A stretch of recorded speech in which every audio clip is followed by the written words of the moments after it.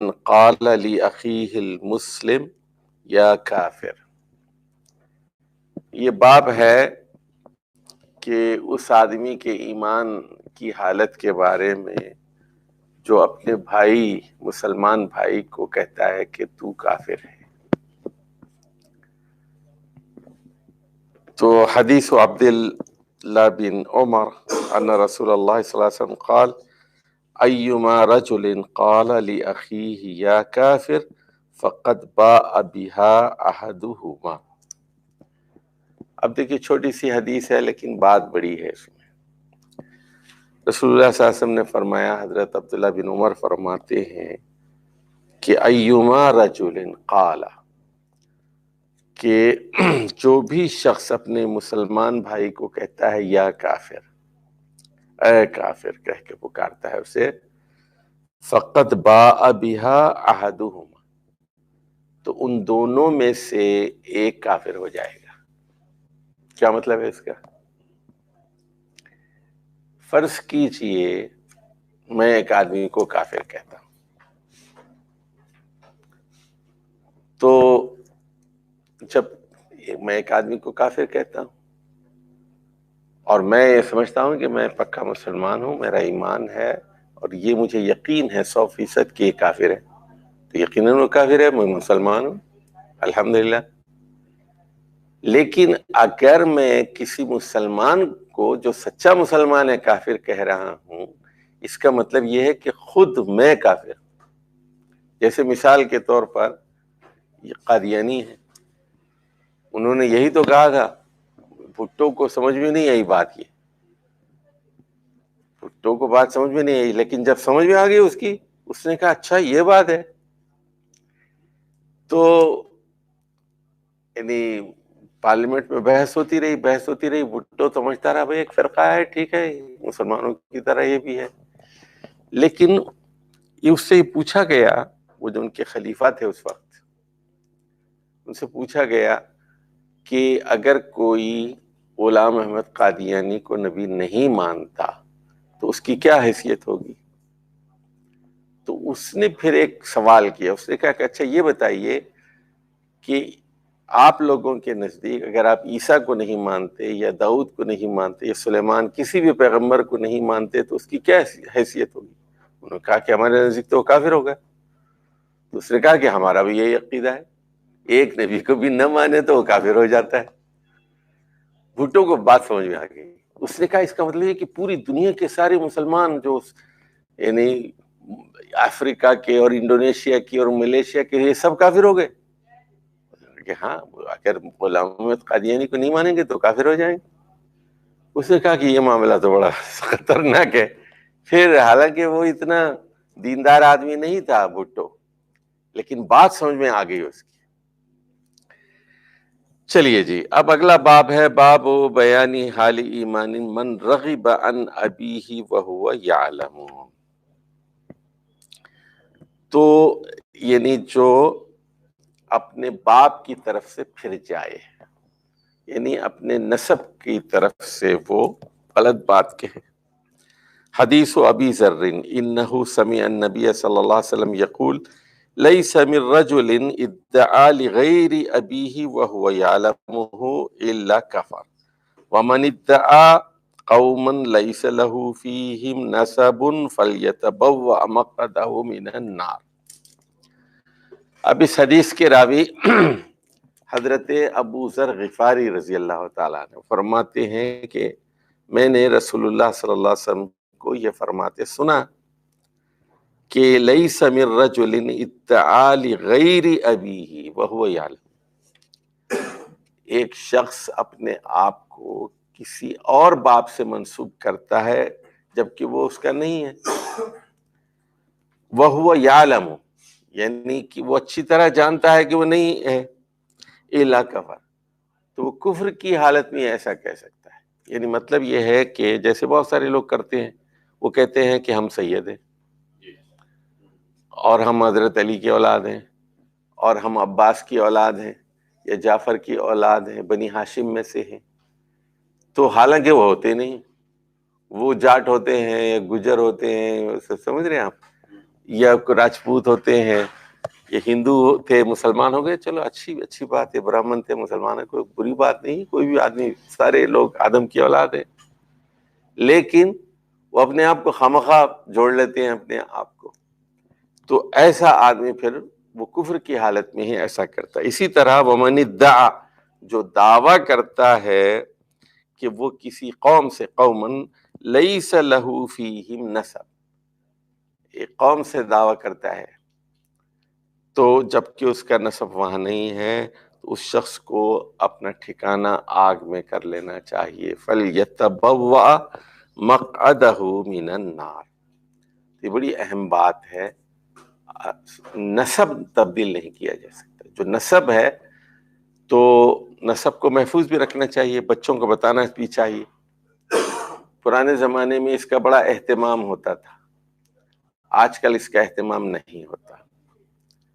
آج کل کے بچوں کو پتہ ہی نہیں، اور وہاں پھر دوسرے ملکوں میں اس کا اہتمام آج کل بڑا ہو رہا ہے.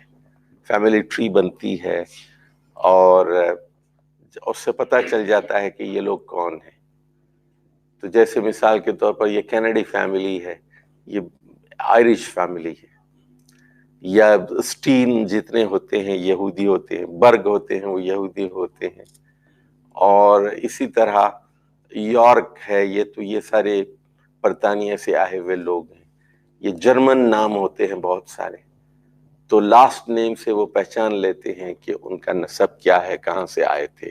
اٹالین ہیں، یا وہ برطانیہ سے آئے تھے، یا آئرلینڈ سے آئے تھے، اسکاٹ لینڈ سے آئے تھے، یا پولینڈ سے آئے تھے، ہنگری سے آئے تھے، پہچان لیے جاتے. تو اسی طرح ہمارے ہاں بھی بہت سارے لوگ صدیقی ہوتے ہیں، حضرت ابو بکر کی اولاد میں سے، یا فاروقی ہوتے ہیں. ویسے بعض لوگ ایسے لگا لیتے ہیں، فاروق ہوتے نہیں، فاروقی لگا لیتے ہیں، صدیقی ہوتے نہیں کہلواتے ہیں.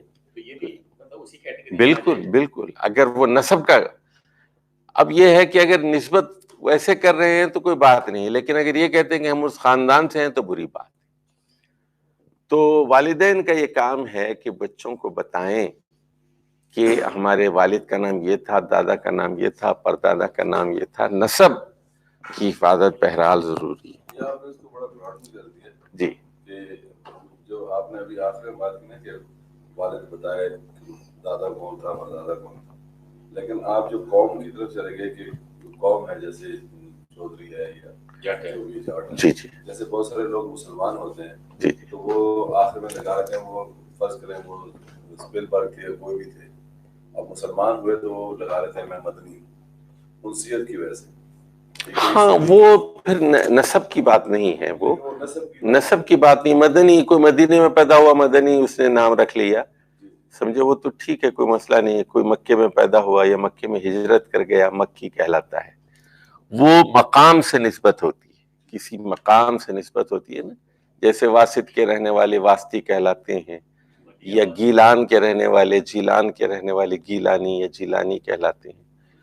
تو کسی علاقے سے نسبت ہے نا. مراد آبادی کوئی کہلاتا اپنے آپ کو، جالندھری کہلاتا ہے، فیروز پوری کہلاتا ہے. اس طرح کسی علاقے سے نسبت ہوتی ہے، یا کشمیر کے رہنے والے ہیں، اس طرح جیسے شورش کاشمیری ہے یا اس طرح کی، تو وہ علاقے کی نسبت کوئی مسئلہ نہیں. حدیث ابی ہریرہ رضی اللہ تعالی عنہ عن النبی صلی اللہ علیہ وسلم قال لا ترغبوا عن آبائکم فمن رغب عن ابیہ فہو کفر. تو اپنے آبا سے اپنے آپ کو مت پھیرو، اس کا انکار مت کرو. جو اپنے آپ کو اپنے باپ سے الگ کر دیتا ہے یا اس کے نسب کا انکار کر دیتا ہے تو وہ کفر ہے، فہو کفر. تو یعنی، اور یہ بھی قرآن کی بھی آیت ہے، ادعو الی آبائکم. تو اب یہ کہ دیکھیے بہت سارے لوگ بچہ گود لے لیتے ہیں نا، کسی بھائی کا اولاد نہیں ہوتی تو بہن کا بچہ لیتے ہیں، یا بھائی کا بچہ گود لیتے ہیں، یا کسی اور کا ایدی سے جا کے ایک بچہ لے آتے ہیں، اڈاپٹ کر لیتے ہیں. تو بچہ گود لینا تو بڑی اچھی بات ہے، یتیم بچے کو پالنا پوسنا، تعلیم دینا، پڑھانا لکھانا بہت اچھی بات ہے. لیکن ولدیت کے خانے میں اپنا نام نہیں لکھا جا سکتا. ولدیت کے خانے میں جو اصلی باپ ہے اس کا، جو اس کا خون ہے، جس کا وہ نطفہ ہے، اسی کا نام وہاں لکھا جائے گا. اور اگر نامعلوم ہے، بعض وقت بچے نامعلوم ہوتے ہیں ان کا، جیسے فرض کیجئے زلزلے میں کئی لاکھ لوگ مر گئے اور ایک بچہ مل گیا، آپ کو زندہ بچہ مل گیا، ان کے ماں کا باپ کا آپ کو کچھ پتا نہیں چلا کس کے ہیں، پوری بستی، ایک بچہ زندہ رہ گیا، بستی ساری مر گئی. تو ایسی صورت پہ آپ اس کے باپ کا نام عبداللہ یا عبد الرحمن لکھ دیجئے، کوئی اللہ کا بندہ تھا اس کا ہے، لیکن اپنا نام نہیں لکھ سکتے وہاں. یہ بڑی اہم بات ہے. اصلی باپ لکھیں، آپ اپنا نام گارڈین کے خانے میں رکھیے، یعنی گارڈین کا جو نام ہوتا ہے نا، جو سرپرست کا جو خانہ ہے، اس پہ اپنا نام لکھیے، لیکن اصلی باپ کی حیثیت سے آپ نہیں رکھ سکتے. اور یہ بات بھی یاد رکھیے کہ یہ جو اڈاپٹڈ لڑکا ہوتا ہے وہ آپ کے نسب میں سے حصہ نہیں پا سکتا. نہ آپ اس کے وارث ہو سکتے ہیں، نہ وہ آپ کا وارث ہو سکتا ہے. تو جو اس کا اپنا اصلی باپ ہے، وہی اس کی جائیداد میں سے بچے کو حصہ ملے گا اور بچے کی جائیداد میں سے باپ کو حصہ ملے گا. تو یہ بات ذرا ذہن میں رکھ لیجیے. الا ہاں، البتہ وصیت اگر کی جائے وہ 1/3 کی، اس میں سے پھر مل سکتا ہے اس کو.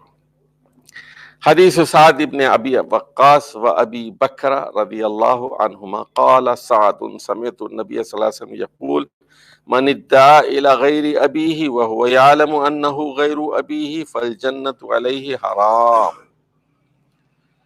فذكر لأبي بكر فقال وأنا سمعته أذناي ووعاه قلبي من رسول اللہ صلی اللہ علیہ وسلم.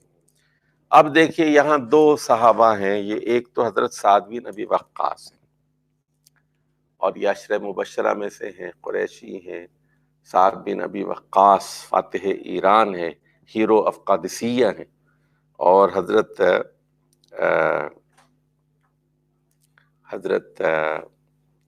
محمد صلی اللہ علیہ وسلم کے ماموں ہے، رشتے کے ماموں ہے، اور بڑے فضائل ہیں ان کے.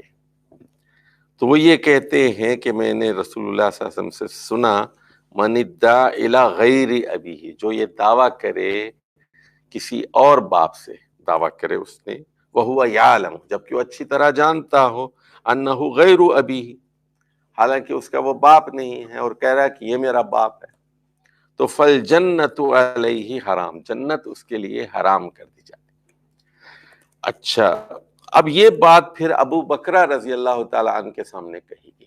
فذکر لأبی بکرہ، تو ابو بکرہ جو ہے ایک صحابی ہیں، ثقفی ہیں، طائف کے رہنے والے ہیں، تو ان سے تو کہا کہ وَأَنَا سَمِعْتُهُ أُذُنَايَ، میرے 2 کانوں نے یہی بات سنی ہے، وَوَعَاهُ قَلْبِي، اور میرے دل نے اس کو محفوظ کر لیا ہے رسول اللہ صلی اللہ علیہ وسلم سے سن کر.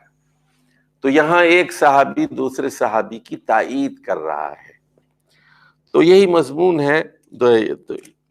تو یہ بات، کیا بات معلوم ہوئی اس سے، کہ اسلام کے نزدیک نسب کا تحفظ ایک بہت بڑی ضرورت ہے. اب ذرا غور سے سمجھیے بات کو. یہ عدت کیوں رکھی گئی ہے؟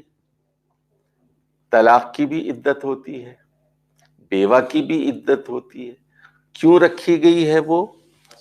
تاکہ یہ معلوم ہو کہ بچے کا باپ کون ہے، پہلا شوہر ہے یا دوسرا شوہر ہے. کیونکہ عدت میں پتہ چل جاتا ہے کہ عورت حاملہ ہے یا نہیں. اسی طرح میدان جنگ میں جو لونڈیاں گرفتار ہو کر آتی ہیں، ان کو فوراً فوج کے حوالے نہیں کیا جاتا. اس کا قاعدہ یہ ہے، ان کا استبراء ہونا ضروری ہے، یعنی پیٹ کا خالی ہونا ضروری ہے. تو جیسے فرض کیجئے 1000 عورتیں گرفتار ہو گئی، کافر عورتیں گرفتار ہو گئی میدان جنگ. اب بڑا مسئلہ پیدا ہو جاتا ہے جب 1000 عورتیں گرفتار ہو کر آ جاتی ہیں. 1000 عورتوں کو کھانا کون کھلائے گا؟ کپڑا کون دے گا ان کو؟ ان کے بچوں کو کون پالے گا ان کو؟ ان کے شوہر سارے مر چکے ہیں، 1000 عورتیں آپ کے پاس ہیں۔ تو اسلام یہ کہتا ہے کہ اس کو فوج میں، فاتح فوج میں تقسیم کر دیا جائے۔ تو کمانڈر پھر وہ الاٹمنٹ کرتا ہے، ہر فوجی کو کمانڈر الاٹ کرتا ہے، گورنمنٹ کی طرف سے الاٹمنٹ لیٹر ہوتا ہے۔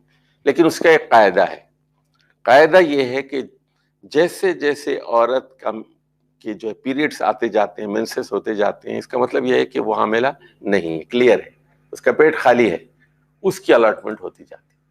اور جس کی 1 مہینے کے بعد جو ہے اس کی پیریڈز نہیں ہے، اس کا مطلب کیا ہے کہ وہ حاملہ ہے۔ اور جب اس کی ڈیلیوری ہو جاتی ہے، پھر اس کے بعد اس کی الاٹمنٹ ہو جاتی ہے اس کی۔ تو اس کو کہتے ہیں استبراء۔ تو نسب کا تحفظ بہت اہم چیز۔ اچھا، اس کے اثرات کس پر پڑتے ہیں؟ وراثت پر بھی پڑتے ہیں۔ فرض کیجئے ایک عورت حاملہ ہے، ایک عورت حاملہ ہے اور اس سے ایک دوسرے آدمی نے شادی کر لی۔ حاملہ عورت تھی، اس کا شوہر مر گیا اور اس سے ایک اور آدمی نے شادی کر لی، تو وہ بچے کو جائیداد کہاں سے ملنی چاہیے؟ اس کے اصلی باپ کی جائیداد ملنی چاہیے نا، اس کو پالنا جو ہے یہ نہیں۔ لیکن ہوتا کیا ہے، اب یہ اس کی ذمہ وہ آ جاتی ہے، تو یہ ایک ناانصافی ہے۔ تو اسی طرح یہ اس کا وارث نہیں ہو سکتا، وہ اس کا وارث نہیں ہو سکتا۔ چلیے جی آگے۔ جی نہیں، یہ ثقفی ہیں، یہ طائف کے رہنے والے ہیں۔ ابو، تو یہ اصل میں ان کا نام میں بھول رہا ہوں، تو بکرا تو کہتے ہیں چرخی کو۔ تو طائف کا جب محاصرہ ہوا تو ان کو ایک تدبیر، پھنس گئے تھے یہ، اور وہ لوگ مار رہے تھے، قتل کر رہے تھے، تو ایک بڑی فصیل تھی وہاں، تو انہوں نے چرخی استعمال کی، چرخی کے ذریعے رسی ڈال کر اس کو پھر پیچھے اتر گئے، تو اس لیے ان کا نام ابو بکرا پڑ گیا، بکرا، ابو بکرا۔ تو ان کا اصل نام کچھ اور ہے، وہ جیسے یہ ابو ذر غفاری ہے نا، اصلی نام جو ہے ان کا نام ہے جنادہ بن جندب، جنادہ بن جندب۔ تو لیکن کوئی اصلی نام نہیں جانتا۔ ابو ہریرہ کا بھی اصلی نام جو ہے وہ عبد الرحمن بن صقر ہے، لیکن وہ ابو ہریرہ کے نام ہی سے مشہور۔ یہی معاملہ حضرت ابو بکرہ کا۔ اگلا باب ہے باب بیان قول النبی صلی اللہ علیہ وسلم سباب المسلم فسوق وقتالہ کفر۔ یہ بڑی اہم بات ہے، ذرا غور سے سنیے اب آپ۔ حدیث عبداللہ بن مسعود رضی اللہ تعالی عنہ ان نبی صلی اللہ علیہ وسلم قال سباب المسلم فسوق وقتالہ کفر۔ بات کی باریکی ہے، ذرا سمجھیے۔ سباب المسلم، مسلمان کو گالی دینا فسق ہے۔ فسق کا مطلب ہے گناہ کا کام ہے، اور قتال، ہاں جی، فسق تو اصل میں کہتے ہیں پھٹنے کو، اور ہاں، اور چھلکا اتارنے کو۔ سمجھے، کسی پھل کا چھلکا اتارتے ہیں نا، وہ اس کو فسق کہتے ہیں۔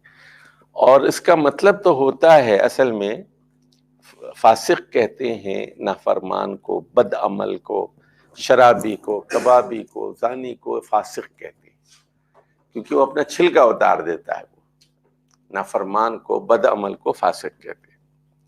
اور یہاں کہا جا رہا ہے قتالہ کفر، مسلمان کو قتل کرنا کفر ہے۔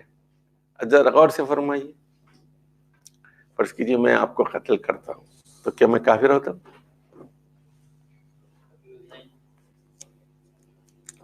بتاؤ بھائی۔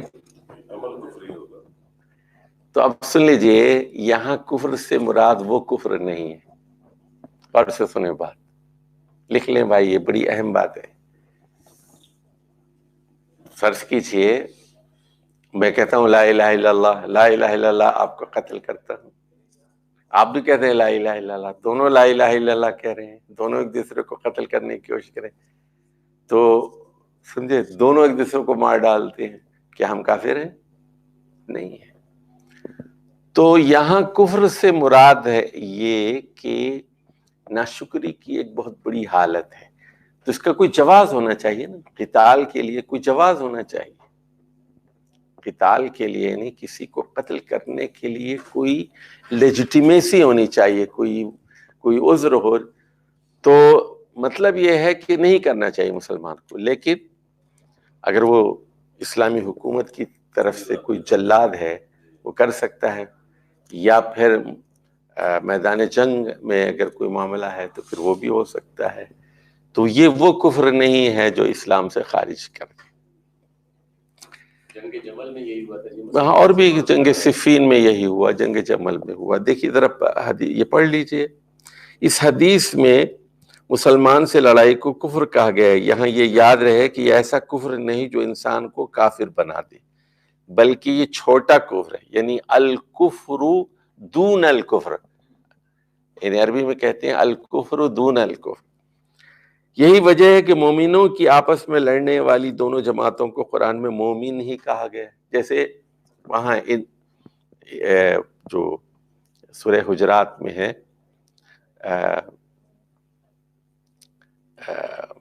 ان جاءکم فاسق بنبأ فتبینوا, اور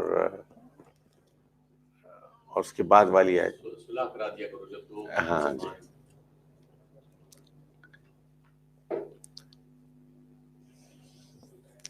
یا ایھا الذین آمنوا ان جاءکم فاسق بنبأ فتبینوا حتی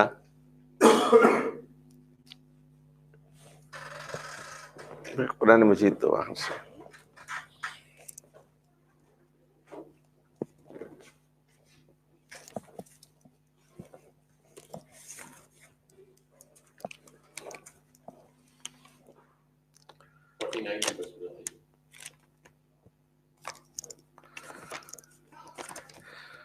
تو وہاں جو بات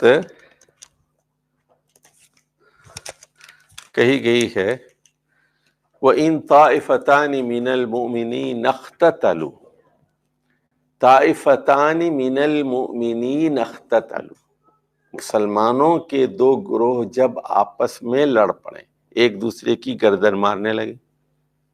جیسے ایران اور عراق کی جنگ ہو گئی, یہ بھی مسلمان ہے وہ بھی مسلمان ہے. جیسے وہاں ہو رہا ہے ابھی ترکی میں, ترکی اور کردوں کی جنگ چل رہی ہے, یمن میں ہو رہا ہے. تو کیا کرنا چاہیے وہ اللہ تعالیٰ نے بتا دیا ہے یہاں سورہ حجرات کی آیت نمبر یہ 9 ہے. تو کیا کرنا چاہیے؟ جو تیسرے لوگ ہیں وہ خاموش تماشائی بن کر نہ رہیں بلکہ صلح صفائی کرنا چاہیے. لیکن ایک گروہ کہتا ہے کہ میں نہیں مانتا, دوسرا گروہ تیار ہے جو فیصلے کے لیے, دوسرا گروہ کہتا ہے. تو اللہ تعالیٰ کہتا ہے کہ اب جو نیوٹرل ہیں ان کو ان کے ساتھ مل کر ان کے ساتھ جنگ کرنی چاہیے. جو بات چیت کے لیے تیار نہیں ہے, جو صلح کے لیے تیار نہیں ہے, ان کے خلاف لڑنا چاہیے. لیکن پھر جب وہ مان لیں تو پھر دونوں میں صلح کرا دیں. اب آئیے اگلا باب ہے باب لا ترجعوا بعدی کفارا یضرب بعضکم رقاب بعض. اب یہ مشہور حدیث ہے جو آپ نے آخری احادیث میں سے ہیں, اور فتح مکہ کے موقع پر حجۃ الوداع کے موقع پر بھی آپ نے یہ بات کہی. حدیث جریر ان نبی صلی اللہ علیہ وسلم قال له فی حجۃ الوداع. اب دیکھیے یہ آخری آپ کا خطبہ ہے اور انتقال سے 3 مہینے پہلے کی بات ہے.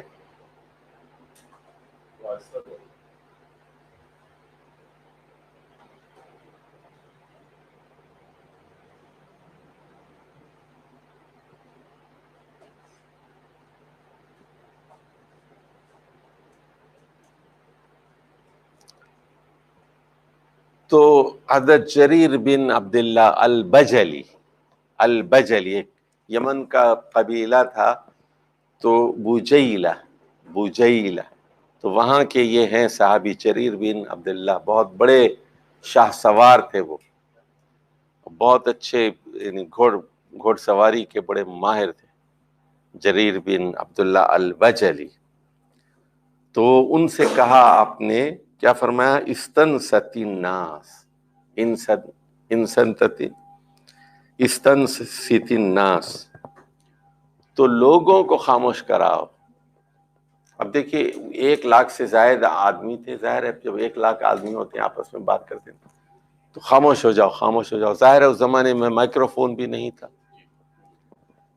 تو جب اہم بات کی جاتی ہے تو خاموشی بہت ضروری ہے۔ کلاس روم کے اندر بھی ٹیچر کہتا ہے خاموش ہو جائیں، pin drop silence, silence please. تو اہمیت، جب بات کی اہمیت ہوتی ہے۔ اس کے بعد فرمایا لا ترجعوا بعدی کفارا یضرب بعضکم رقاب بعض، تو دیکھو میرے بعد کافر نہ بن جانا۔ میرے بعد کا مطلب ہے میرے مرنے کے بعد، اس میں اشارہ کر دیا کہ میں بہت جلد اس دنیا سے رخصت ہونے والا ہوں۔ میرے بعد کافر نہ ہو جانا۔ کافر کیسے ہو جاؤ گے؟ جب ایک دوسرے کی گردن مارنے لگے۔ بڑی اہم نصیحت آپ نے کی۔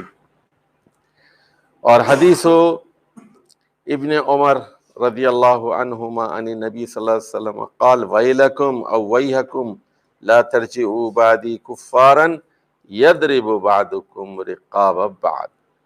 اب یہاں بھی وہی الفاظ ہیں، لیکن یہ عبداللہ بن عمر اس کے راوی ہیں، تو اس سے پہلے فرمایا ویلکم یا ویحکم، تم لوگوں کی تباہی ہے، تم لوگوں کی بربادی ہے۔ ویلکم، میرے مرنے کے بعد ایک دوسرے کی گردن نہ مارنا، کافر نہ ہو جانا۔ تو یعنی بھائی بھائی بن کر رہنا۔ ایک امت ہے، رسول اللہ صلی اللہ علیہ وسلم کی ایک امت، عظیم امت ہے اور آخری امت ہے۔ ہاں ویل جو ہے اصل میں کلمہ بد دعا ہے، اور ویح کا مطلب بھی وہی ہے جو ویل کا ہے۔ اور عربی کا ایک قاعدہ ہے، یاد رکھیے کہ دعا کے کلمات اور بد دعا کے کلمات الف لام کے بغیر شروع ہوتے، تو اسی لیے قرآن میں جہاں بھی سلام علیکم طبتم آیا، السلام علیکم نہیں ہے، سلام علیکم۔ ویل للمطففین اور ویل لکل ہمزۃ لمزہ۔ تو ویل جو ہے دوزخ کی ایک وادی کا نام بھی ویل ہے۔ ویل کے کئی مطلب ہیں۔ اب قرآن میں 2 جگہ ویل کا لفظ آیا ہے، ایک تو ڈنڈی مارنے والوں کے لیے، کم تولنے اور کم ناپنے والوں کے لیے آیا ہے، اور ایک بد اخلاق لوگوں کے لیے آیا ہے جو لعن طعن کرتے ہیں ایک دوسرے کے اوپر، چاہے وہ اشاروں سے ہو چاہے وہ زبان سے۔ تو یہاں بھی بتایا جا رہا ہے کہ ایک دوسرے کی گردن نہ مارو، کافر نہ ہو جانا۔ اب یہ بڑی اہم حدیث آ رہی ہے، دیکھیے باب بیان کفر من قال مطرنا بالنوء، مطرنا بالنوء، کہ ستاروں کی وجہ سے بارش ہوئی۔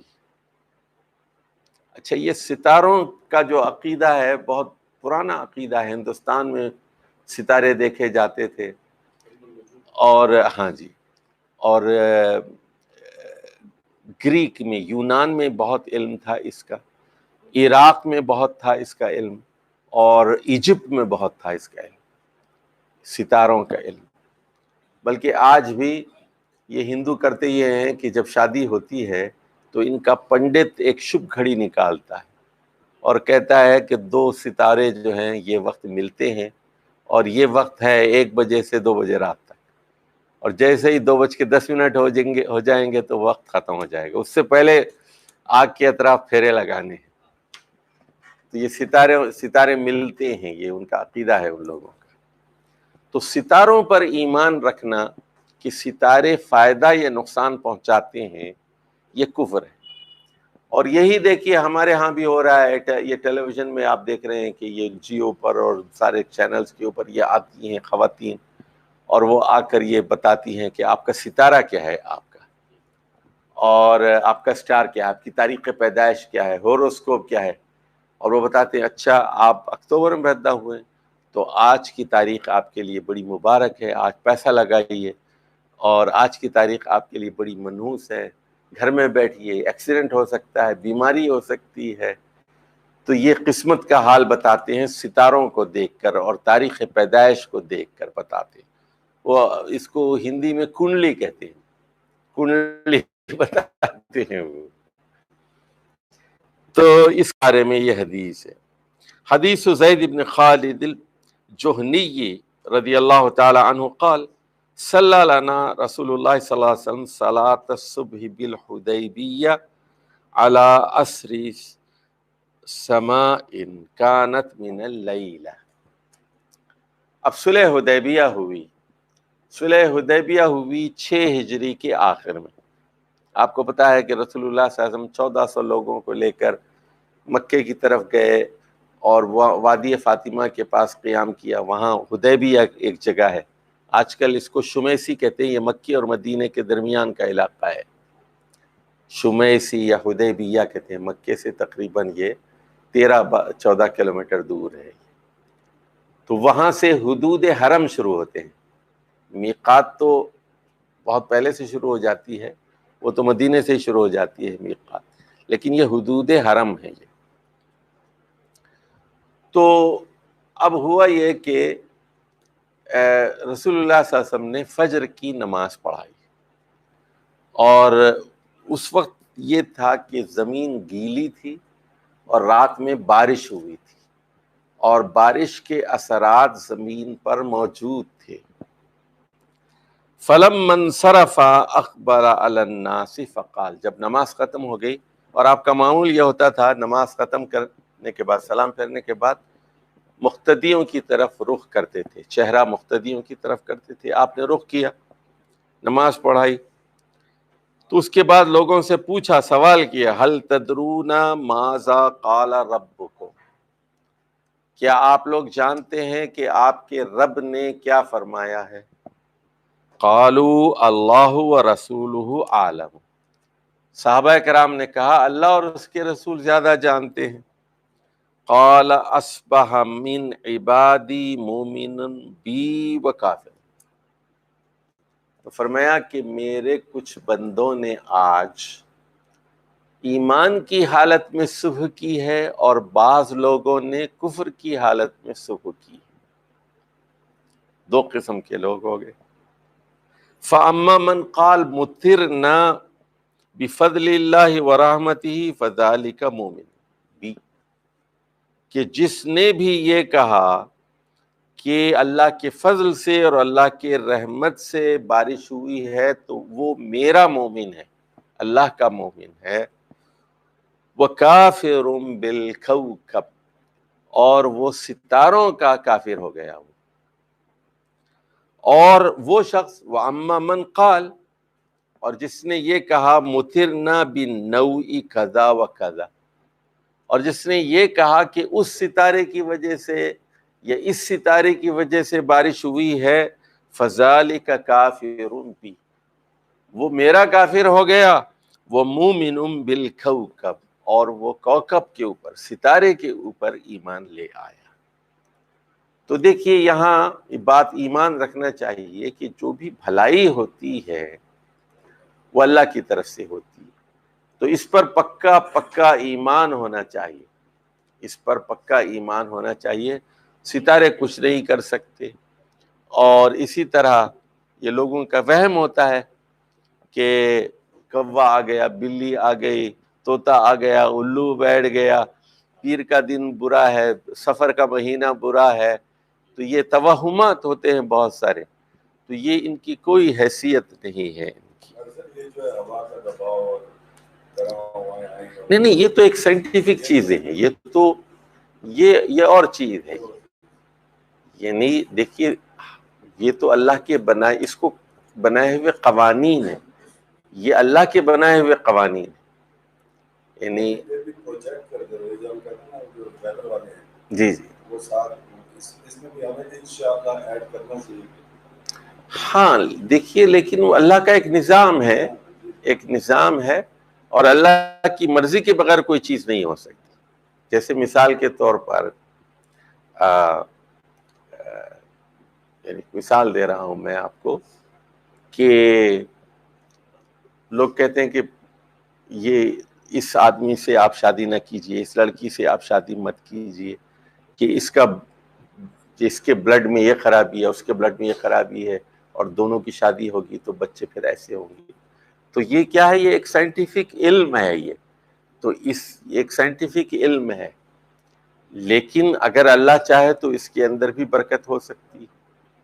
اور یعنی بظاہر آپ پورا چیک کر لیتے ہیں، اس لڑکے میں بھی کوئی بیماری نہیں ہے، اس میں لڑکی میں بھی کوئی نہیں ہے، دونوں شادی ہوتی ہے، اولاد نہیں ہوتی، دونوں میں کوئی عیب نہیں ہوتا، اس کے باوجود اولاد نہیں ہوتی. تو اللہ کی مرضی ہے. پھر وہ باب الدلیل علی ان حب الانصار من الایمان. اب دیکھیے، انصار سے محبت. انصار کون لوگ ہیں؟ انصار کون لوگ ہیں؟ یہ مدینے کے لوگ ہیں جنہوں نے نبی کریم صلی اللہ علیہ وسلم کو اور مکے کے مہاجر صحابہ کو پناہ دی، مکانات دیے، ٹھہرایا، اور ایک اسلامی ریاست کے قیام میں مدد دی. تو انصار کا لفظی مطلب تو ہے مددگار. مددگار نصر سے ہے، مدد کرنے والے. انصار ناصر کی جمع ہے انصار. تو انصار مدینہ ہے، ان کی بڑی فضیلت ہے، بہت بڑی فضیلت ہے.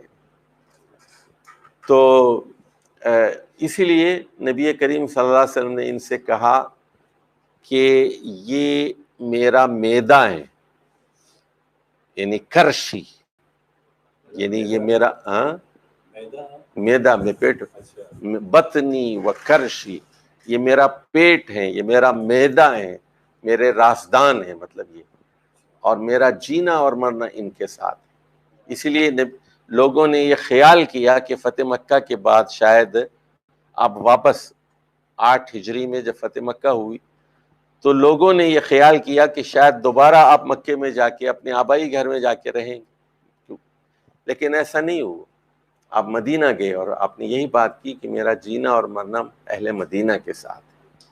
تو مدینے والوں سے آپ نے خاص محبت کی، اور انصار نے پھر یہ حق نبھایا، اور نہ صرف نبھایا بلکہ مدینے نے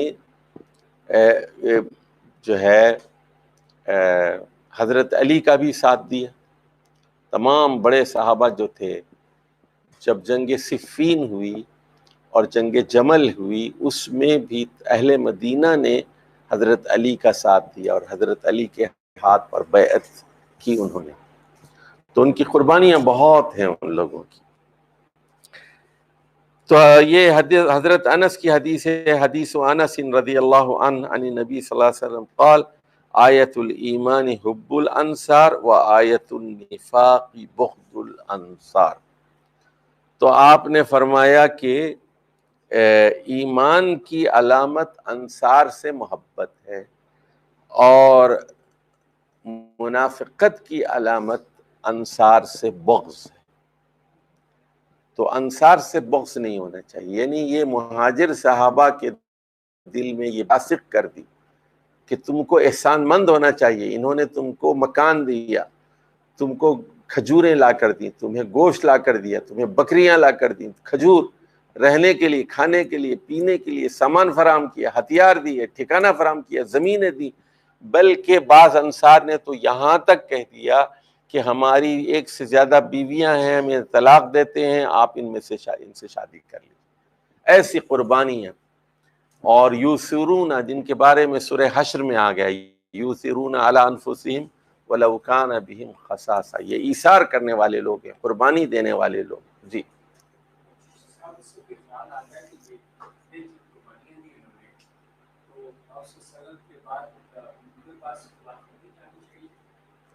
نہیں، وہ دیکھیے ایک ذرا بات سمجھیے، اور ایسا ہوا بھی.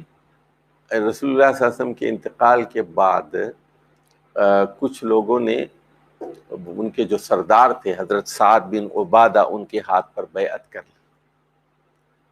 اور سعد بن عبادہ بڑے آدمی تھے, بڑے سردار تھے, وہ بڑی ان کی قربانیاں بھی تھیں. لیکن رسول اللہ صلی اللہ علیہ وسلم کی حدیث موجود تھی الائمۃ من قریش, یعنی خلیفہ قریش میں سے ہوگا. حدیث موجود تھی, اور وہ حدیث اس لیے تھی کہ جو اطراف کے جتنے عرب تھے وہ قریش کو سب سے زیادہ اہمیت دیتے تھے. وہ قریش جو ہیں وہ زیادہ کلچرڈ تھے, مہذب تھے, ان کی ساکھ تھی. اس وجہ یہ تھی قریش کی کہ قریش چونکہ خانہ کعبہ کے متولی تھے, ان کی زبان بہت معیاری تھی, ان کی تہذیب بہت معیاری تھی, وہ جنگجو بھی تھے, لیڈرشپ ان کے ہاتھ میں تھی, اور فصیح و بلیغ تھے. تو رہن سہن, کپڑے, ان کا کھانا پینا, ان کے آداب, ان کی زبان, ان کی بول چال, تو عرب جو ہے کہ اطراف میں جو بدو اور دیہاتی ہوتے تھے وہ ان کو ہمیشہ قدر کی نگاہوں سے دیکھتے تھے. تو اس لیے یہ فرمایا گیا کہ قریش یعنی جو لیڈر بھی, یعنی جو کافر بھی ہوں گے وہ قریش ہی کے ہوں گے, اور جو لیڈر ہوں گے وہ بھی قریش کے ہوں گے. چاروں خلفائے راشدین جو ہیں یہ قریش کے. 4 نہیں جناب, 5 نہیں, 5 نہیں, وہ 100 کے قریب. یعنی 4 خلفاء تو قریش میں سے تھے ہی. اس کے بعد بنو امیہ آئے, 14 خلیفہ ہوئے ان کے, 14 خلیفہ ہوئے, وہ سب کے بنو امیہ سب قریش ہیں. اس کے بعد بنو عباس آئے, 500 سال تک حکومت کی انہوں نے, 524 سال, وہ سب قریشی. ہاں جی, اسپین میں بھی وہ بنو امیہ نے کچھ دیر حکومت کی ہے. اس یعنی قریش میں سے ہیں, بنو امیہ میں سے ہیں, بنو امیہ میں سے ہیں, لیکن یہ خلفائے راشدین میں ان کا شمار نہیں ہوتا, غیر راشدین میں سے, یعنی اس معیار پر نہیں ہے, اس معیار پر نہیں. حضرت معاویہ تو بہت بڑے آدمی ہیں, صحابی ہیں, لیکن یزید صحابی نہیں ہے, اور یزید کے بعد تو اور برائی ہی برائی ہے, زوال ہی زوال ہے. چلیے جی, اب یہ اگلی حدیث ہے حدیث البراء.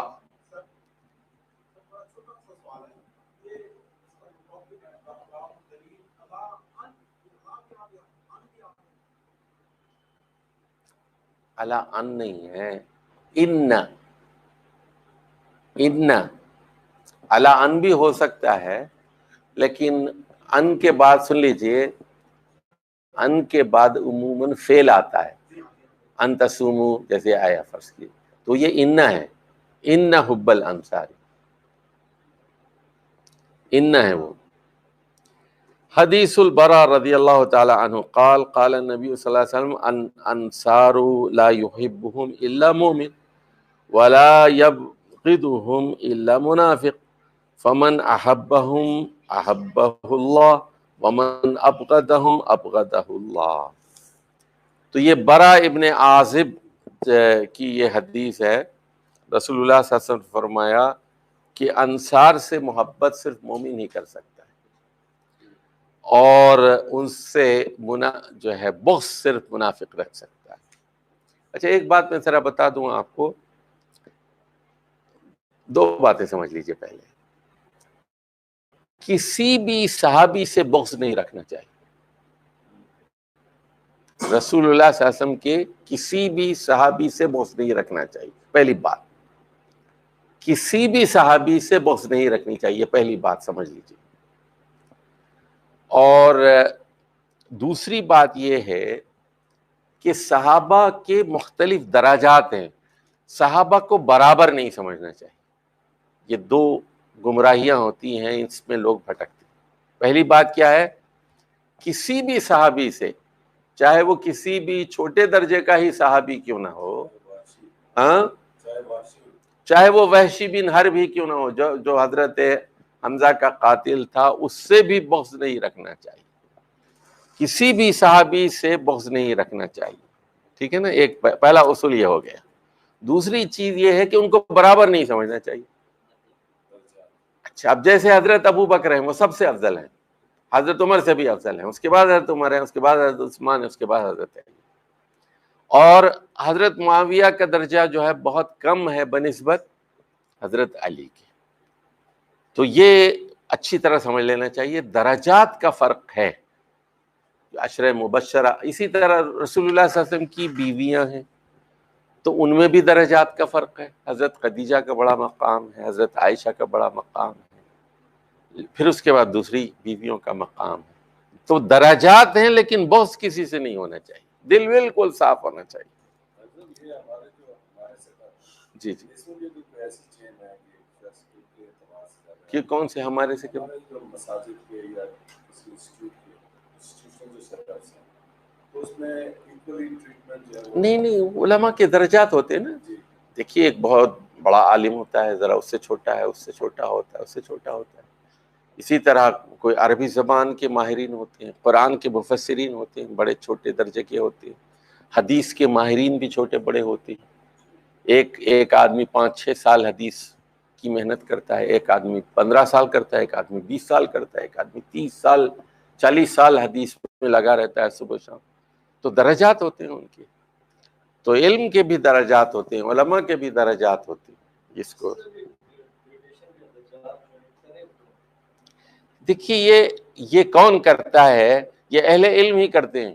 سنیے، جیسے مثال کے طور پر بڑا شاعر کون ہے؟ سمجھ رہے؟ اس کا تعین کون کرے گا؟ وہ جو پرکھتا ہے نا. دیکھیے، جو سنار ہے اس کے پاس کسوٹی ہوتی ہے، اس کو دیکھ کر وہ پرکھتا ہے کہ کون سی چیز اصلی ہے اور کون سی چیز نقلی ہے.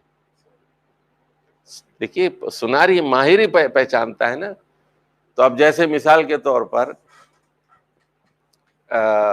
ہم یہ کہتے ہیں فیض احمد فیض بڑا شاعر ہے یا احمد فراز، تو ہم کہتے ہیں کہ فیض بڑا شاعر ہے، احمد فراز چھوٹا شاعر. سمجھ گئے بات آپ؟ تو یہ ہم تول کے بتا دیتے ہیں. یہ ہم کہتے ہیں کہ بہت ہی معمولی شاعر ہے، تیسرے درجے کا شاعر ہے یہ. اور عباس کے بارے میں کہتے ہیں کہ ہم تو شاعر بھی تسلیم نہیں کرتے ہو. سمجھ رہے؟ تک بند ہے، بس ایسے ہی ہے. اس کو تو زبان کا سلیقہ بھی نہیں ہے، اس کو مذکر مؤنث کا پتہ نہیں ہے، تذکیر و تانیث کا نہیں پتہ، بحروں کا نہیں پتہ ہے. تو اس کے بحر سے خارج اشعار ہوتے ہیں. ہم تو شاعر ہی تسلیم نہیں کرتے. بڑا شاعر تو بڑی بات. تو جب آپ پڑھتے ہیں، جب آپ 1000 شعراء کو پڑھتے ہیں، 2000 شعراء کو پڑھتے ہیں، اور آپ نے 1000 شاعروں کا دیوان پڑھ لیا، اس کے بعد آپ پرکھتے ہیں، تولتے ہیں اور کہتے ہیں کہ یہ میر ہے، میر ہے. اور ہاں جی، تو غالب کہتا ہے مثال کے طور پر ہم سکن فہم ہے غالب کے طرف دار نہیں، کہتے ہیں اگلے زمانے میں کوئی میر بھی تھا. تو ہم سکن فہم ہے، وہ کہتا ہے کہ ہم جانتے ہیں، ہم شاعری کو جانتے ہیں، پہچانتے ہیں. اور ایک دوسری جگہ فرمایا آپ بے بہرا ہے جو معتقد میر نہیں. تو وہ خود نہیں جانتا جو میر کو نہیں مانتا. چلیے جی. اور فمن احبہم احبہ اللہ، جو انصار سے محبت کرے گا اللہ ان سے محبت کرے گا. ومن ابغضہم ابغضہ اللہ، جو انصار سے بغض رکھے گا اللہ ان سے بغض رکھے گا. تو یعنی اللہ کے محبوب ہیں، اللہ کے محبوب ہیں انصار، اللہ کے محبوب. تو انصار سے محبت کرنی چاہیے. چلیے جی، اب بیان آ رہا ہے باب بیانی نقصان الایمانی بنقص الطاعات. اب دیکھیے، بڑا اہم عنوان ہے یہ. اب یہاں ایمان گھٹتا اور بڑھتا ہے، تو اس میں جو احناف کا جو موقف ہے وہ صحیح نہیں ہے. احناف یہ کہتے تھے کہ ایمان جو کا تو رہتا ہے. تو محدثین نے امام بخاری نے اور مسلم نے اس پر بحث کی اور کہا کہ نہیں، ایمان گھٹتا بڑھتا ہے۔ تو بنقص الطاعات، اطاعت میں کمی کرنے سے ایمان میں کمی ہو جاتی ہے۔ حدیث ابی سعید الخدری رضی اللہ تعالی عنہ قال خرج رسول اللہ صلی اللہ علیہ وسلم فی اضحى او فطر الى المصلى فمر على النساء فقال۔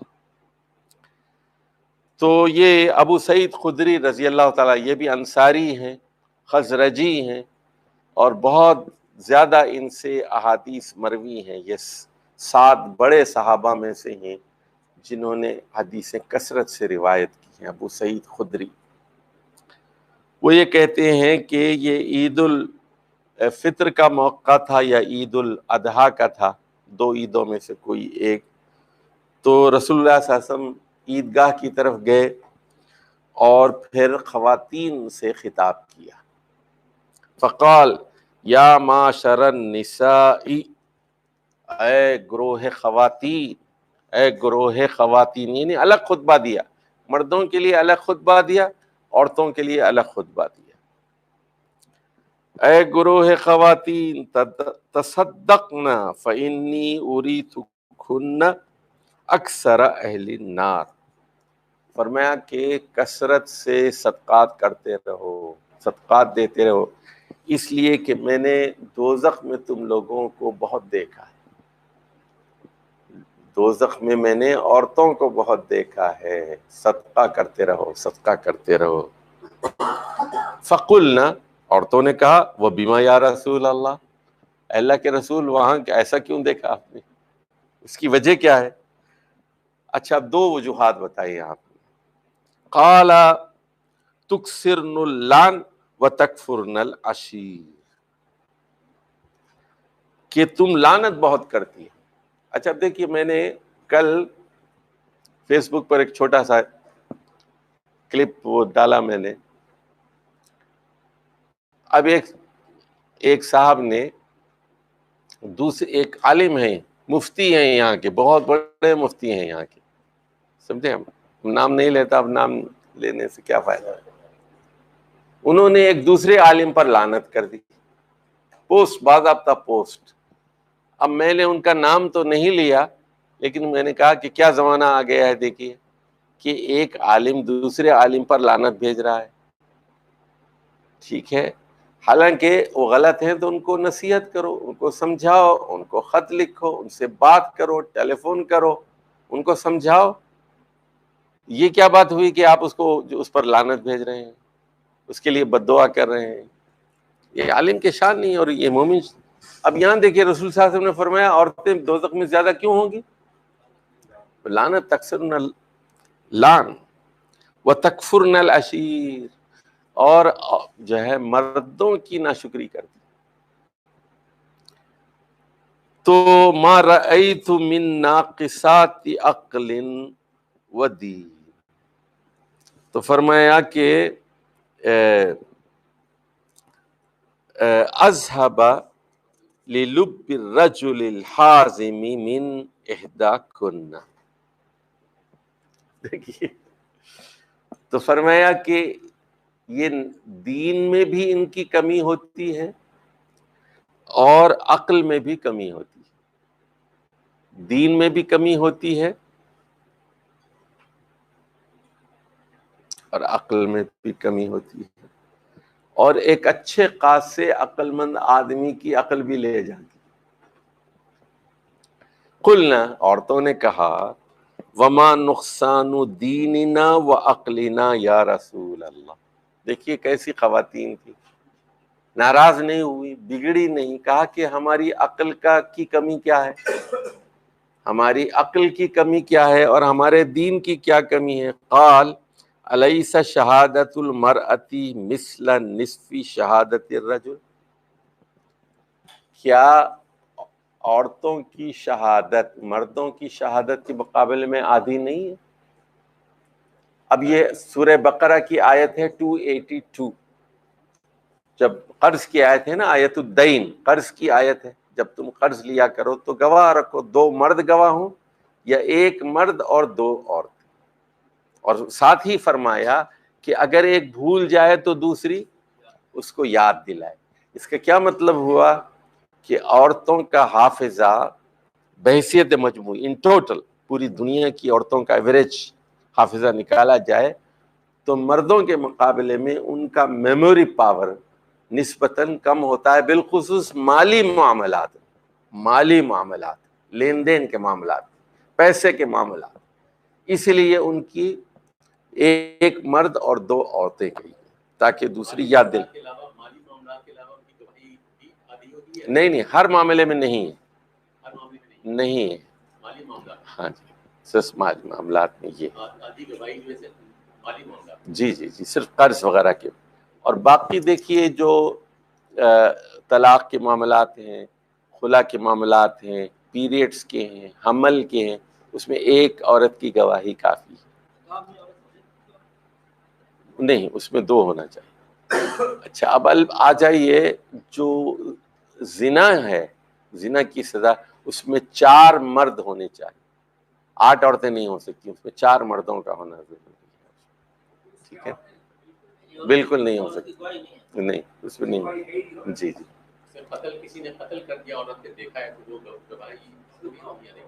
وہ ہوگی، عورت کی گواہی ہوگی اس میں، لیکن پھر یہ کہ وہ اور بھی بہت ساری چیزیں ہوں گی اس میں.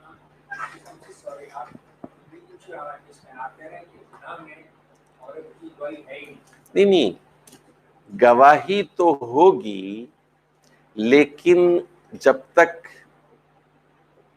دیکھیے زنا میں بڑی سخت شرائط ہے نا. دیکھیے پہلے اگر اعتراف جرم ہے تب تو سزا دی جائے گی، اقرار ہے نا اس میں. دوسری چیز یہ ہے اس میں صرف لپٹے ہوئے ہیں تو زنا کی سزا نہیں ہوگی. اس میں تو زنا میں تو یہ ہے اس طرح دیکھیں جس طرح سوئی کے ناکے میں دھاگا پرویا جاتا ہے، اس حالت میں 4 مرد دیکھیں تب پھر جو ہے زنا کی سزا لاگو ہوگی. اور اگر یہ نہیں ہے تو پھر دوسری سزا ہوگی، تعزیری سزا. ان کو قتل نہیں کیا جائے گا لیکن کوڑے مارے جائیں گے، جیل ہوگی، اور ہے نا بوس و کنار کی سزا ہوگی، فحاشی کی سزا ہوگی، عریانی کی سزا ہوگی، بے لباسی کی سزا ہوگی، غیر محرم سے لپٹنے کی سزا ہوگی، اور سزائیں ہوں گی ان کی، اور چارجز اور بھی تو ہوں گے نا. لیکن زنا کے مقدمے میں سزا نہیں.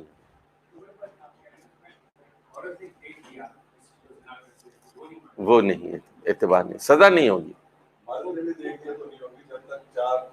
دوسری یعنی ہاں، اس کے لیے 4 مردوں کا ہونا ضروری. نہیں نہیں. تو اب انہوں نے کہا کہ ہمارا نقصان کیا ہے، تو کہا کہ الیس شہادت المرأۃ مثل نصف شہادت الرجل، قولنا بلا، انہوں نے کہا ہاں بات تو یہی ہے.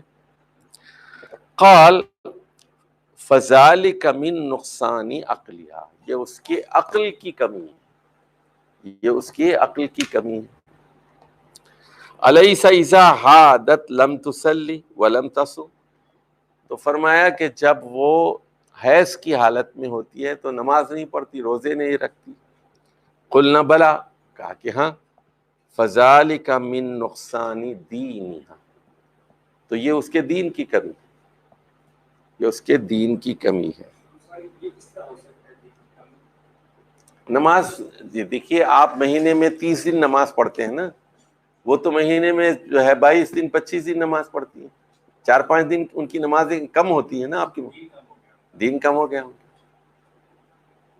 تو ایک تو میموری کی کمی ہے، حافظے کی کمی ہے، اور دوسرے دین کی کمی ہے. تو یہاں اس حدیث سے نصیحت کیا ہمیں ملتی ہے کہ عورتوں کو چاہیے کہ وہ کہ مردوں کی ناشکری نہ کریں اور جو ہے لان تان نہ کریں. جی جو پہلی حدیث اس میں اگر ایک شخص یہ واقعہ دیکھتا ہے، وہ سوئی اور ناکے والا معاملہ بھی دیکھتا ہے، اکیلا ہے، وہ بات نہیں کر سکتا، بول نہیں سکتا جب تک کہ معاملہ اگر اس کو آگے لے کے جانا چاہتا ہے. ورنہ یہ نہیں کہ دیکھ لیا تو اس کے بعد گفتگو شروع کر دے، وہ نہیں کر سکتا. نہیں دیکھیے بات کو سمجھیے،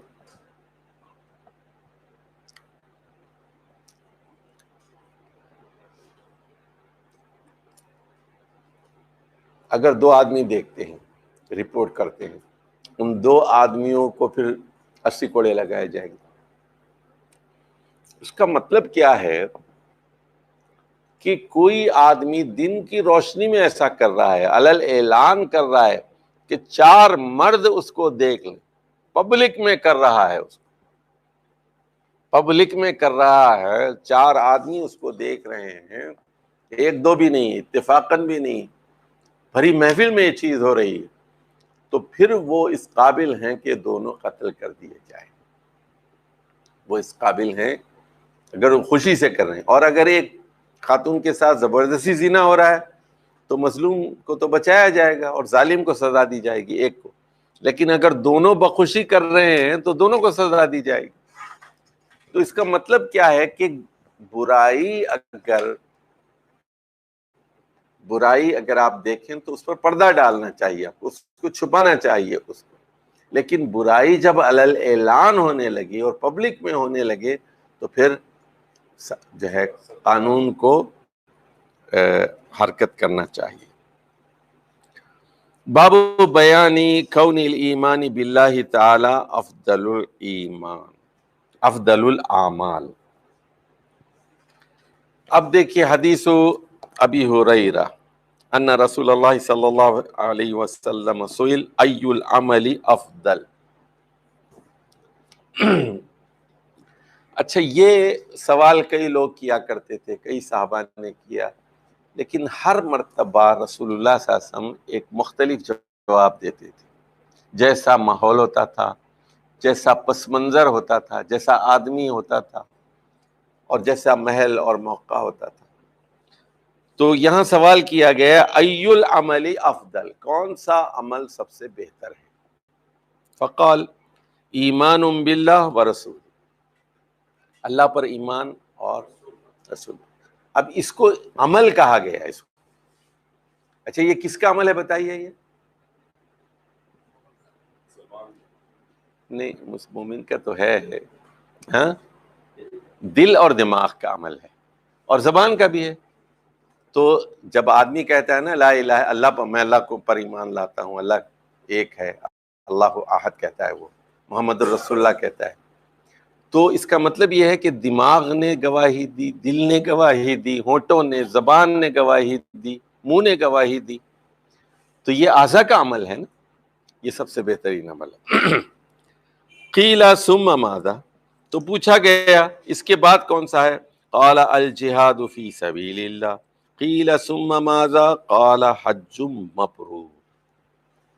اس کے بعد کون سا عمل ہے؟ تو کہا اللہ کی راہ میں جہاد کرنا۔ ظاہر ہے جہاد کرنا مال سے، جان سے بڑی فضیلت ہے، آدمی گھر سے نکلتا ہے اور جان ہتھیلی پر لے کے نکلتا ہے، اللہ کے کلموں کو بلند کرنے کے لیے کافروں سے جنگ کرتا ہے وہ، اور اس کے بعد جو ہے حج مبرور ہے۔ مبرور کا مطلب ہے نیکیوں والا حج، ایسا حج۔ دیکھیے بہت سارے لوگ حج کرتے ہیں نا، اب آج کل حج تو یہ مولویوں نے تو حج کو تباہ کر دیا ہے۔ میں تو بتاؤں آپ کو، مولوی سب سے بڑی آفت ہے، الحفیظ و الامان۔ میں لطیفہ سناؤں آپ کو، میں امریکہ گیا تو وہاں مسجد میں ایک استقبال حجاج کا پروگرام ہوا، سارے حاجی آئے وہاں پر، تو وہاں پر مولوی بھی آ گئے، ان کی بھی تقریریں تھیں، اور پھر مجھے بھی زبردستی کہہ دیا کہ آپ بھی کچھ بولیں۔ اچھا جناب، اب وہ مولوی صاحب کہہ رہے ہیں، مفتی بھی ہیں، وہ مفتی بھی ہیں، حافظ بھی ہیں، اور مولوی صاحب وہ کہہ رہے ہیں کہ آپ پر جب تک آپ کے پاس $12,000 امریکی نہ ہو، آپ پر حج فرض نہیں ہوگا۔ اور یہ کہہ رہے ہیں وہ، اچھا اس لیے کہ یہ جو ان لوگوں کی کمپنیاں ہیں وہاں پر، حج کی کمپنیاں، ان کا بزنس ہے، ان کا کاروبار ہے، ان کا، سمجھ گئے، ان کا کاروبار ہے۔ اچھا اس کے وہ کہہ رہے ہیں کہ آپ بنگلہ دیش سے جو ہے جا کے حج نہیں کر سکتے 5 لاکھ میں، $5,000 میں حج ہو جاتا ہے، $4,000 میں حج ہو جاتا ہے. وہ کہہ رہے ہیں نہیں، آپ پر حج اس وقت واجب ہوتا ہے جب آپ امریکہ سے $15,000 دے کر $12,000 دے کر حج کریں گے.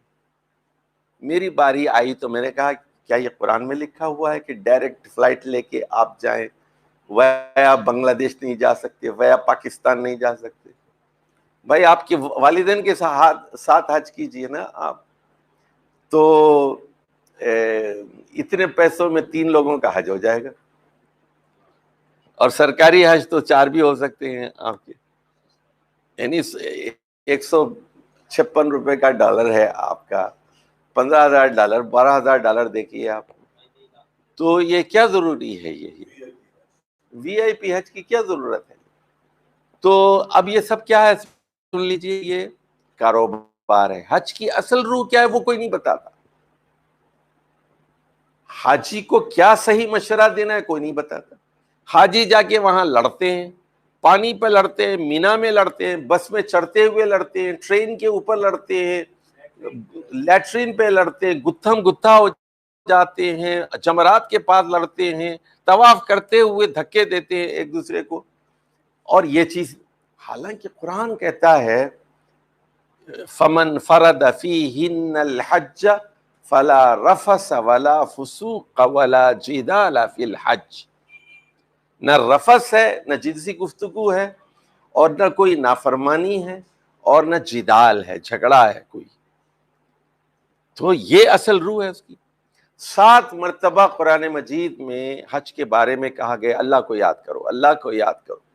وَاذْكُرُوا اللَّهَ فِي أَيَّامٍ مَّعْدُودَاتٍ وَاذْكُرُوا اللَّهَ كَمَا هَدَاكُمْ وَاذْكُرُوا اللَّهَ عِندَ الْمَشْعَرِ الْحَرَامِ.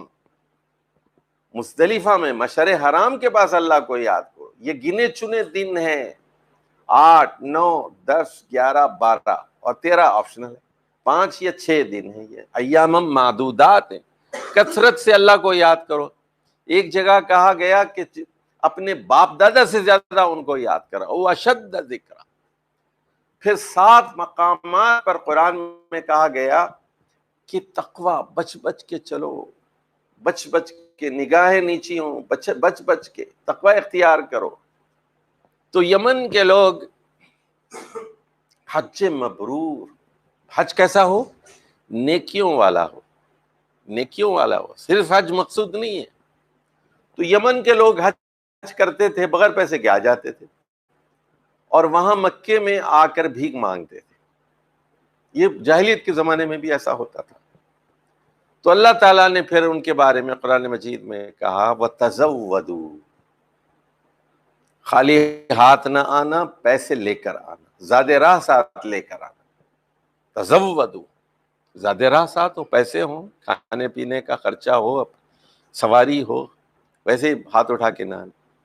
فَإِنَّ، اس کے بعد فرمایا فَإِنَّ خَيْرَ الزَّادِ التَّقْوَىٰ، سب سے بہترین زیادہ راہ جو ہے وہ تقویٰ ہے. تقویٰ کیا چیز ہے؟ بچنے کا نام. بچنا ہے نا، یعنی بچنے کا کیا مطلب ہے؟ زنا سے بچنا، چوری سے بچنا، نگاہ ہے سو نہ ہو، بری نگاہ کسی پر نہ ڈالنا، برے خیال دل میں نہ لانا. بچنا ہے نا، یعنی لڑائی سے، جھگڑے سے، زنا سے، قتل سے، گالی سے، غصے سے بچنے کا نام ہے بچنا تقویٰ. تو اصل یہ ہے. تو اب یہ جو مشہور حدیث ہے کہ یہ تو لوگ بتاتے ہیں کہ حج کر کے آیا تو اس طرح ہو جاتا ہے جس طرح ماں کے پیٹ سے پیدا ہوا، لیکن یہ نہیں بتاتے کہ وہ کس کے لیے ہے. وہ یعنی جو حج مبرور کرتا ہے، جو اللہ کی یاد کے ساتھ کرتا ہے، جو پوری طرح اللہ کی طرف منہمک ہے، جو لبیک لبیک کہتے ہیں، اللہ حاضر ہوں، تیرا غلام ہوں، تیرا نوکر ہوں، تیری بات سننے کے لیے تیار ہوں، تیری بات ماننے کے لیے تیار ہوں. تو جو دل سے لبیک کہتا ہے، الفاظ نہیں مفہوم کے ساتھ حج عطا کرتا ہے، پھر وہ ہے.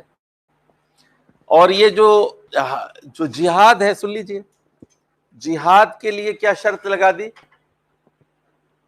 جہاد کے لیے کیا شرط لگا دی؟ فی سبیل اللہ. تو وطن کے لیے نہ ہو، پیسے کے لیے نہ ہو، شہرت کے لیے نہ ہو، پرکس کے لیے نہ ہو کہ مربع ملیں گے، زمینیں ملیں گی، پروموشن ہو جائے گا اور کرنل سے میں بریگیڈیئر ہو جاؤں گا، بریگیڈیئر سے جنرل پہ جو ہے ترقی ہو جائے گی، اس لیے لڑ رہا ہوں. تو اس اللہ کے لیے، اللہ کے کلمے کو بلند کرنے کی، کلمت اللہ ہی العلیہ.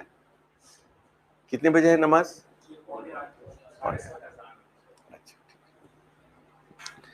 تو یہ 3 یہاں کی ترتیب ہے. تو اس میں ذرا ایک اور بات بھی سمجھ لیجئے کہ سب سے پہلی چیز ہے ایمان اللہ اور رسول پر، اس کے بعد پھر جہاد کا ہے عمل، پھر حج ہے. اچھا ادھر غور کیجئے، جہاد میں اور حج میں ایک تعلق ہے، اور سورہ بقرہ میں بھی آپ دیکھیں گے کہ جہاد کے بعد حج کا ذکر ہوا ہے. کیا چیز مشترک ہے اس میں؟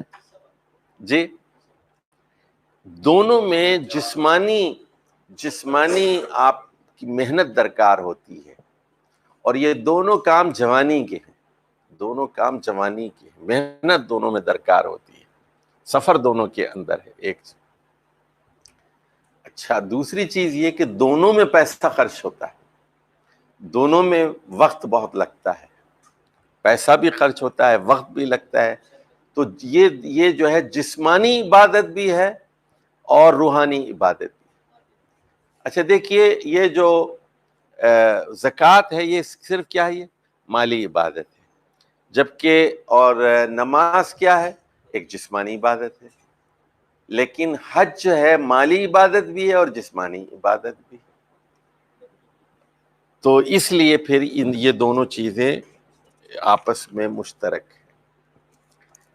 چلیے جی، حدیث نمبر 51 ہے، حدیث ابی ذر قال سألت النبی صلی اللہ علیہ وسلم ای العمل افضل قال ایمان باللہ وجہاد فی سبیلی قلت فأی الرقاب افضل قال اعلاها ثمنا وانفسها عند اہلها قلت فإن لم افعل قال تعینوا صانعا او تصنعوا لأقرق قال فإن لم أفعل قال تدع الناس من شر فإنها صدقة تصدق بها على نفسك. اچھا جی، اب آ جائیے، یہ حضرت ابو ذر غفاری رضی اللہ تعالی عنہ اس کے راوی ہیں، اور وہ کہتے ہیں کہ میں نے رسول اللہ صلی اللہ علیہ وسلم سے سوال کیا کہ ای العمل افضل، کون سا عمل افضل ہے. پچھلی حدیث سے بھی یہی سوال تھا، لیکن جواب وہاں مختلف تھا. تو وہاں پہلی چیز کیا کہی گئی تھی؟ ایمان باللہ و رسولی، پھر جہاد فی سبیل اللہ، اور پھر حج مبرور. اذان سن لیجیے.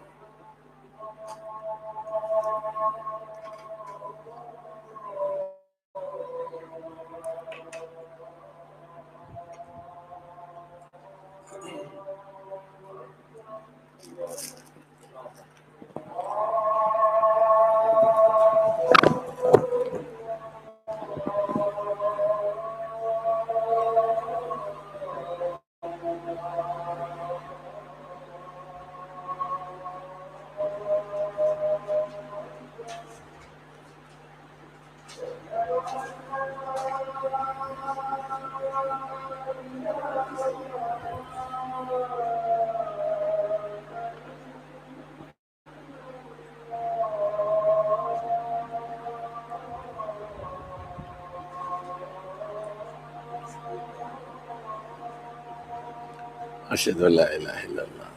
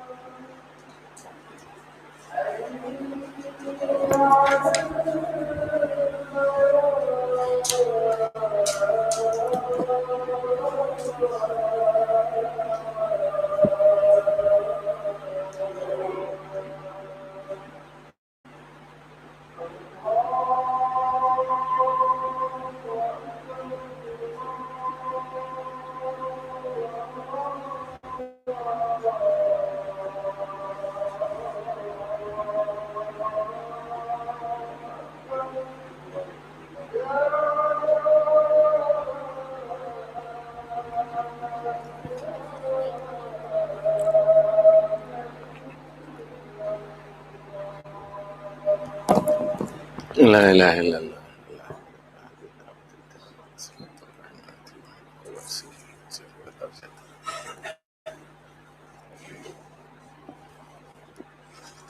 تو یہاں حضرت ابو ذر غفاری رضی اللہ تعالی عنہ نے پوچھا ای العمل افضل، کون سا عمل اچھا ہے؟ فرمایا ایمان باللہ و جہاد فی سبیلہ. دو چیزوں کا ذکر کیا، اللہ پر ایمان اور اللہ کے راستے میں جہاد. اس کے بعد انہوں نے دوسرا سوال کیا، قلت، میں نے پوچھا، فأی الرقاب افضل. رقاب جو ہے رقبہ کی جمع ہے، گردن کو کہتے ہیں، گردن کو، اور مراد یہ ہے غلام آزاد کرنا. تو قال اعلیٰ ثمنا، تو وانفسها عند اہلیہا، تو جو پیسے کے اعتبار سے بہت مہنگا ہو. اچھا، غلام جو ہوتے تھے وہ ان کی عمریں بھی ہوتی تھیں، ان کی طاقت اور قوت اور تندرستی اور محنت، اس کے اعتبار سے تجربہ، اس کے اعتبار سے ان کی قیمت ہوتی تھی. اور جو مالک ہوتے تھے وہ بتاتے تھے کہ یہ ہم اس سے خوش ہیں، اور پھر ان کی قیمت زیادہ ہوتی تھی.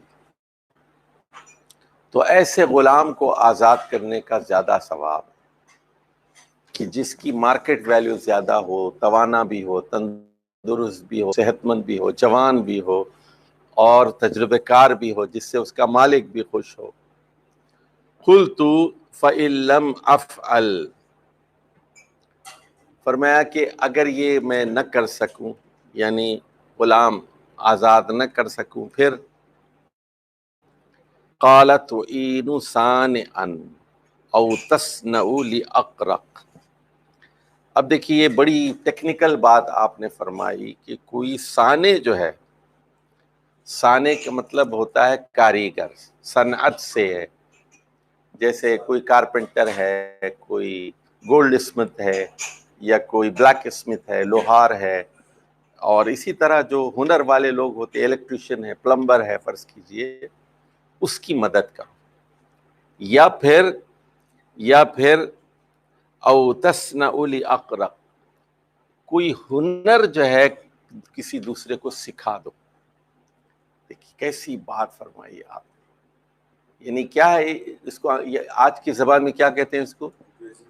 جی ووکیشنل ٹریننگ بھی, اور یہ ہیومن ریسورس ڈیولپمنٹ ہے, HRD جسے کہتے ہیں نا, انسانی صلاحیتوں کو نکھارنا اور سنوارنا, انسان کو بہتر بنانا. جیسے وہ ایک آدمی امریکہ میں گیا تو اس نے کہا کہ مجھے ملازمت چاہیے, تو اس نے دیکھا ریزیومے, کہا کہ okay but you don't have any experience, you are a fresh graduate. تو اس نے کہا کہ آپ مجھے جاب دیں گے تبھی تو ایکسپیرینس ہوگا نا مجھے, پہلے جاب دیجئے پھر ایکسپیرینس ہوگا مجھے. تو اس نے جو آرگومنٹ کیا اس نے فوراً رکھ لیا اس نے. تو یہ کہ اس لیے پھر کم تنخواہ پہ رکھ لیتے ہیں کہ سیکھ لو پہلے. بلکہ یہاں تک ہوتا ہے کہ حکومت پھر پیسے دیتی ہے, کچھ آدھے پیسے گورنمنٹ دے دیتی ہے کہ انٹرنشپس ہوتی ہیں. اچھا اسی طرح پھر کالجز اور یونیورسٹیز میں جو بڑی انڈسٹری ہے وہاں کی, ایگریکلچرل انڈسٹری ہے یا کار انڈسٹری ہے, کوئی بھی انڈسٹری ہے ان کی, وہ لوگ پیسے دیتے ہیں لوگوں کو, اسکالرشپس دیتے ہیں, اور پھر وہ کہتے ہیں کہ آپ پڑھ کے آئیے ہم آپ کو ملازمت دیں گے. تو آپ دوائیوں کے کام کر کے آئیے ہم آپ کو دوائیوں کی جاب دے دیں گے, سیلز کا آپ پڑھ کے آئیے ہم آپ کو جاب دیں گے. تو یہ لوگوں کو ہنر بند بنانا بھی ایک بہت بڑی نیکی ہے, لوگوں کو ہنر بند بنانا اور ان کی مدد کرنا.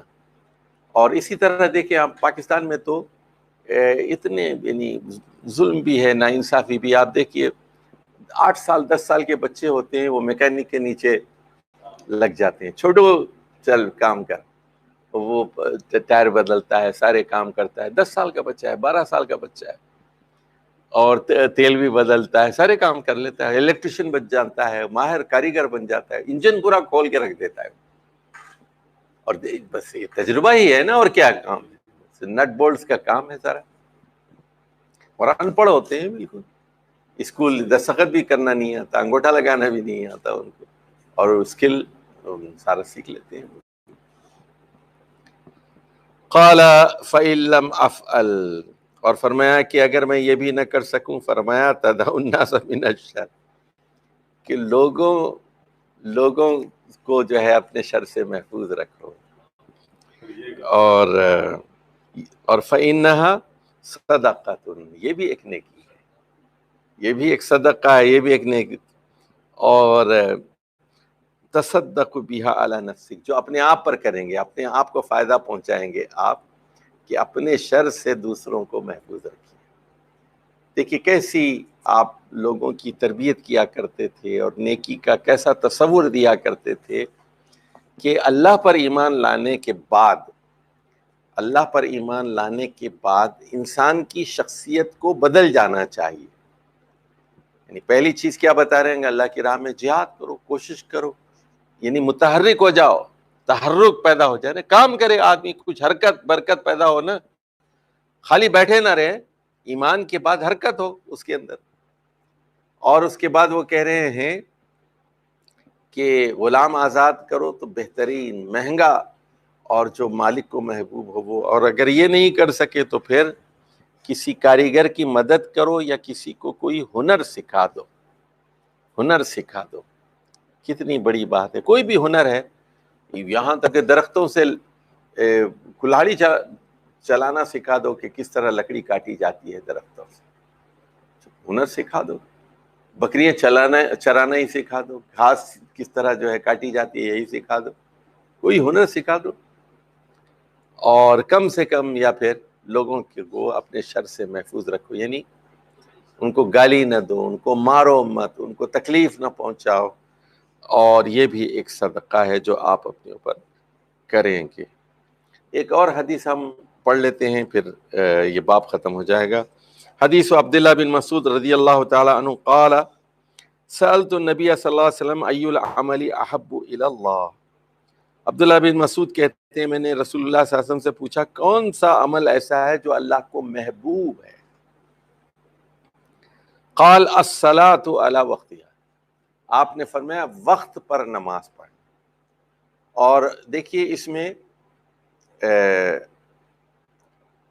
دو چیزیں سمجھ لیجیے.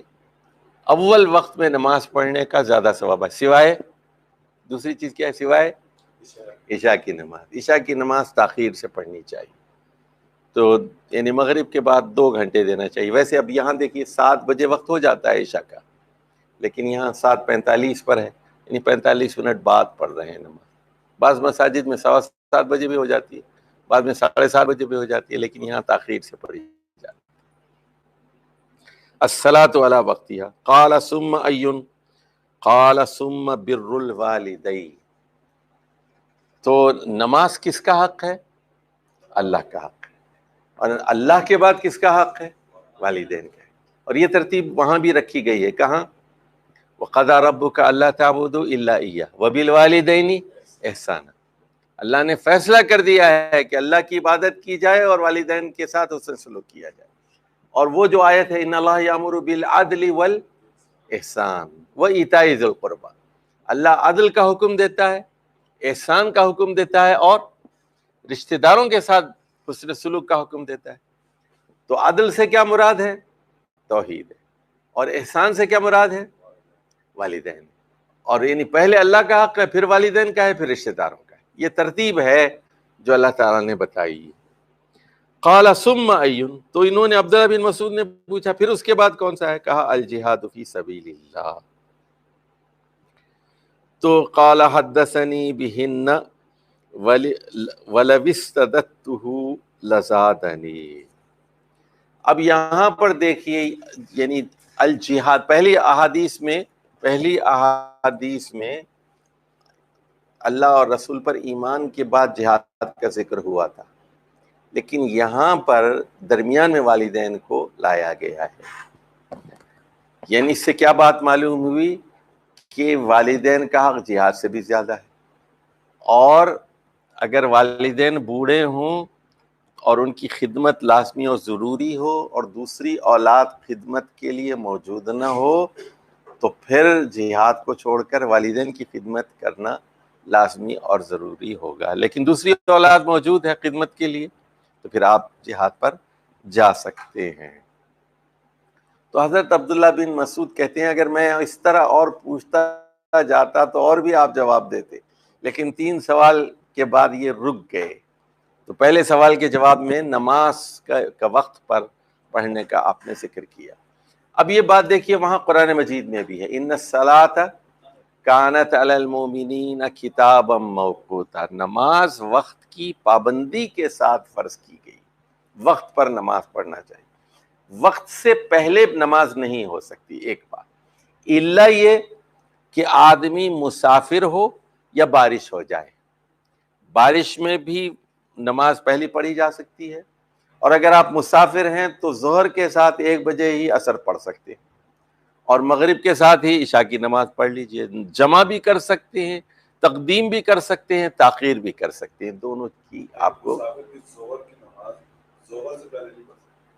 ہاں جی ظہر اور عصر جو ہے ظہر کے بعد پڑھی جائے گی، اور مغرب اور عشاء کی نماز مغرب کے بعد پڑھی جائے گی. جمع بھی کیا جا سکتا ہے، اور 2 رکعت ظہر 2 رکعت عصر، 3 رکعت مغرب 2 رکعت عشاء.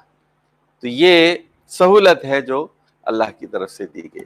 والسلام علیکم ورحمۃ اللہ وبرکاتہ.